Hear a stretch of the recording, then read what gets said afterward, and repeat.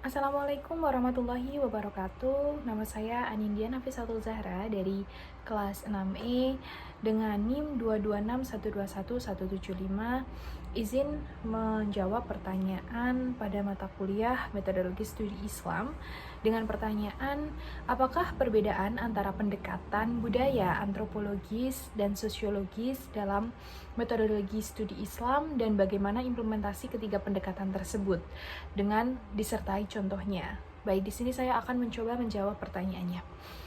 Dalam metodologi studi Islam, pendekatan budaya, antropologis, dan juga sosiologis adalah cara-cara untuk memahami ajaran Islam bukan hanya dari teks, tetapi juga dari bagaimana Islam itu dipraktikkan dalam kehidupan bermasyarakat. Ketiga pendekatan ini harus saling berkaitan tetapi memiliki fokus yang berbeda. Yang pertama, tadi ada pendekatan budaya.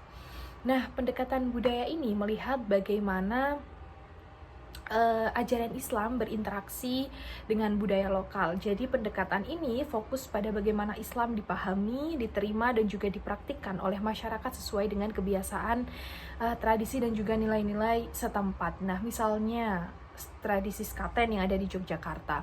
Nah, meskipun tidak ada dalam ajaran Islam secara langsung, tetapi diadakan memperingati kelahiran Nabi Muhammad SAW dan menjadi bagian dari dakwah Islam melalui budaya.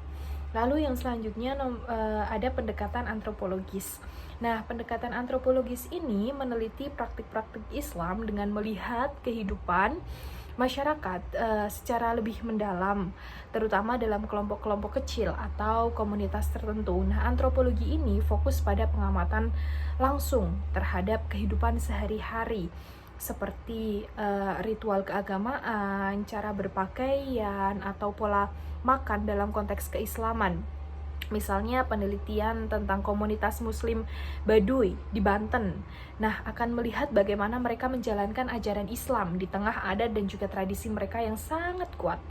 Lalu yang ketiga ada pendekatan sosiologis, di mana pendekatan ini adalah lebih menekankan pada hubungan sosial dan juga struktur masyarakat dalam memahami praktik keagamaan. Nah, sosiologi ini melihat bagaimana ajaran Islam mempengaruhi dan juga dipengaruhi oleh kondisi sosial. Misalnya dalam memilih fenomena pengajian ibu-ibu di kota besar. Nah, pendekatan ini itu menganalisis mengapa kegiatan itu berkembang dan juga siapa saja yang terlibat dan juga bagaimana dampaknya terhadap kesadaran keagamaan dan juga sosial perempuan. Nah, yang selanjutnya itu ada implementasi ketiganya, itu dalam praktik ketiga pendekatan ini bisa digunakan bersama-sama, misalnya saat mengkaji fenomena zakat di desa. Lalu pendekatan budaya akan melihat bagaimana tradisi lokal membentuk cara masyarakat menyalurkan zakat. Pendekatan antropologis ini akan mengamati interaksi langsung antara pemberi dan juga penerima zakat.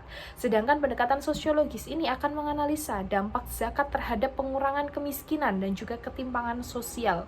Nah, dengan menggunakan ketiga pendekatan ini, studi Islam itu menjadi lebih fokus menyeluruh karena tidak hanya berfokus pada teks atau doktrin saja, tetapi juga pada kenyataan sosial dan juga budaya umat Islam di berbagai tempat yang ada di dunia ini. Sekian jawaban saya pada nomor 1.